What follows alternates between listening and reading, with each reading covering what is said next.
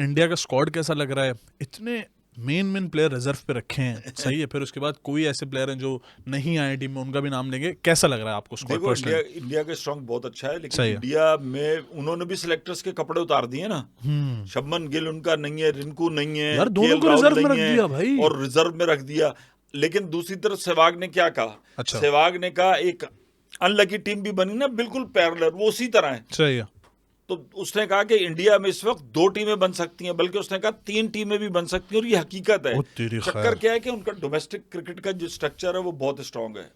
आप जे शाह ने देखो ना, 2 खिलाड़ी रिंकू था और कौन, जिन्होंने वो रणजी ट्रॉफी नहीं खेली, उन्होंने उनको सेंट्रल कॉन्ट्रैक्ट नहीं दिया। अच्छा। हाँ, वो कहते हैं उनका क्रिकेट स्ट्रक्चर बहुत ज्यादा हो गया है। आईपीएल इतनी बड़ी हो गई है, वो लीग्स खेलते हैं, वो ज्यादा लीग्स में नहीं, उनकी अपनी क्रिकेट बहुत ज्यादा है। और फिर बुमराह, सिराज, खलील, पांड्या को हर जगह जो है वो इतनी रुसवाई हो रही है ना। एक तो वो रोहित शर्मा और पांड्या मुंबई इंडियंस में ना बहुत जलालत पीक पे पहुंची हुई है। लेकिन भाई पांड्या को रखना जरूरी है, विराट कोहली को रखना जरूरी है, बड़े नाम है। शाहिद भाई का सिक्का चलता था, शाहिद भाई अफरीदी जब आउट होकर आता था ना, लोग कहते थे ऐसी सांस निकलती, हाँ यार हमने बहुत बड़ी विकेट गवा दी। हमें भी पता था कि शाहिद भाई भी बाजों का जो है ना वो परफॉर्मेंस नहीं दे पाते थे।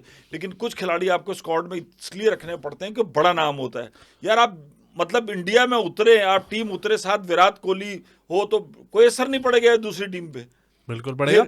मगर यार इतना विराट को अब इंडियन सारे हैं जी, विराट कोहली वो एंकर नहीं करता इनिंग, अबे कुछ भी नहीं करता, उसका नाम है बड़ा। एशिया कप में देखा नहीं, सर झुका के हर जगह मारम मारी नहीं चलती है। फिर जब सर झुका के खेल रहा हो ना, यही बाबर की क्लास है कि बाबर अकेला खड़ा रहता है ना, बैट्समैन अच्छा है। आप क्यों दोनों का मवाजना करते हैं? दोनों में यही तो चीज है ना, हर वक्त तो मारामारी नहीं चलती। लेकिन अब मसला क्या है कि आपको जब टीम इब्तदाई ओवर है, जो प्ले ऑफ का मरला होता है, उसमें आपको बहुत तेज खेलना पड़ता है। तो पाकिस्तानियों को पता है अगर नहीं खेलेंगे तो इनका सर्वाइवल नहीं होगा। और खेल सकता है, आजम भी खेल सकता है, सही है। और आपका वो क्या नाम है, फखर भी खेल सकता है, इफ्तिखार भी खेल सकता है। इन सब ने इसी तरह मारा है ना। इनकी जब हिटिंग चलती है, चलनी शुरू होती है तो इसी तरह चलती है ना, इस तरह आईपीएल में। लेकिन आगे से कैरी तो करके चले ना। देखो 11 के 11 तो नहीं मारते ना, जो 282 270 स्कोर हो रहा है उसमें भी ये हो रहा है ना, एक ने 30-40 बॉलों पे 80 रन कर दिए, ऐसे ही दूसरे ने 50-60 कर दिए, बाकियों ने 25-25 हिस्सा डाला, 200 हो गए। अब 11 खिलाड़ी अगर मारने लगे हैं, 10 खिलाड़ी अगर मुझे बताओ 30-30 रन भी बनाए तो 300 को, तो 300 तो नहीं हो रहा है ना। टीमें इसी तरह ही चलती हैं कि 1-2 खिलाड़ियों ने लंबा स्कोर किया, बाकी किसी ने 20 किए, किसी ने 30-45 किए, और आपका एक हैंडसम टोटल हो जाता है जिसको आप चीज कर सकते हैं या आप उसको डिफेंड कर सकते हैं। बिल्कुल ऐसे ही है। मैं एक सवाल मेरे जहन में था कि यार इतना बड़ा स्टेप कैसे लेते हैं? जैसे केएल राहुल है, ठीक है, एक मेन बैट्समैन है इंडिया का। मुझे ऐसा लगता है कि शायद अभी अगर परफॉर्मेंस ना हुई हो, मगर एक हद तक परफॉर्मेंस देता रहा यार, वर्ल्ड कप्स में परफॉर्म करता रहा है। उसको इन लोगों ने इस बार जो है वो जिसे कहते हैं सेलेक्ट करना भी नहीं समझा। तो ये इतना बड़ा स्टेप जो है वो बेचारा इतना डिमोरलाइज हुआ। हाँ। लखनऊ से देखो उसके मालिक ने भी उसकी खटिया खड़ी कर दी। अच्छा। इतनी बातें सुनाई हैं। हाँ। वो एक अलग फंडा हुआ। हाँ। कि यार मालकान को फ्रेंचाइज नहीं, बड़ा खिलाड़ी है इंडिया के लिए। देखो यार इंडिया, उन्होंने, उनकी भी सिलेक्शन कमेटी है, इंडो पाक के अंदर ये प्रॉब्लम रहते हैं, मगर स्टेप ले रहे हैं ना महमूद भाई। देखें बड़ा स्टेप है ना। आप देखें रिंकू शर्मा, मतलब इंडिया पूरा रिंकू शर्मा के नारे लगा रहा है, आप उनको रिजर्व में डाल रहे हो, ठीक है, बहुत ट्रोलिंग हो रही है उनकी, बड़ी बात है, बन रही है, सब कुछ है। लेकिन क्या है कि जो दूसरी टीम है हल्के, हमारे यहाँ तो देखो पटखू लेके जा रहे हैं ना। हम तो 11 में 18 में 4 जख्मी लेके जा रहे हैं ना, वो जख्मी तो नहीं लेके जा रहे हैं ना। उनके कोई ऐसा बंदा तो नहीं ना साथ ले जाके हसन अली की तरह जो कहेंगे 2022 में खेला था उसके बाद खेला ही नहीं। भाई वो खेलते हुए लेके गए ना, वो मुर्गियां वो लेके गए ना कि दड़बा खोलो भागती हैं दाना चुगने के लिए, वो थोड़ी बैंडेज वाली मुर्गियां ले जा रहे हैं। हम तो जिनको लेके जा रहे हैं डर के कर ही नहीं रखा। और मैं बता दूं, ये जो जख्मी है इनको ये नहीं एक्सपोज करेंगे, ये खिलाएंगे इनको वही सीधा ले जाके वर्ल्ड कप में, और आप देखेंगे यूं चलता हुआ आ रहा होगा थाई पकड़े हुए कि मसल मेरा ये हो गया वो हो गया।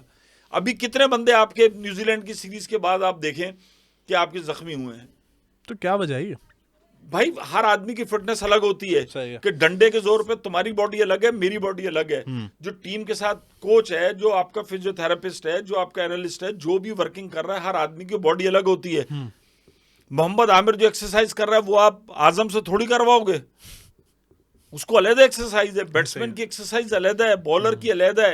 हर आदमी का मास, प्रोटीन, फैट कितना है, ये सब एनालिसिस करके, ये तो डंडे के जोर पे सबको खड़ा करके एक ही एक्सरसाइज कराएंगे तो वो तो नहीं होगा ना। बिल्कुल सही बात है।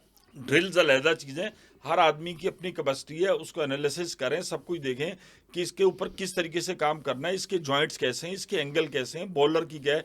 यहाँ तो इकट्ठे हम देख रहे होते हैं, कोई मुझे नहीं लगता कि कोई इनका स्केड्यूल होता होगा कि एक आदमी को इंडिविजुअल कर।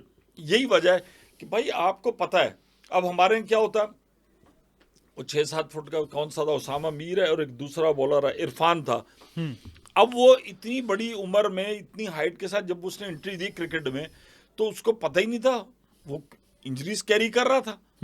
वो जब खेलता था बेचारा वो जख्मी हो जाता था, इसलिए कि वो उसको अगर किसी ने 8-10 साल की उम्र में मार्क किया होता और ऑस्ट्रेलिया की तरह और उसके साथ रिहैब किया होता सब कुछ, तो एक असासा बनता। बिल्कुल ऐसे। यहाँ तो बेचारा गांव देहातों में नौकरियां करके खेलता आया, अब उसकी बॉडी स्ट्रक्चर क्या है किसी को पता नहीं, बस सबको एक लाठी से हाँक रहे हैं, तो फिर वो फिटनेस ऐसे ही है। ऐसे फिटनेस की बात करें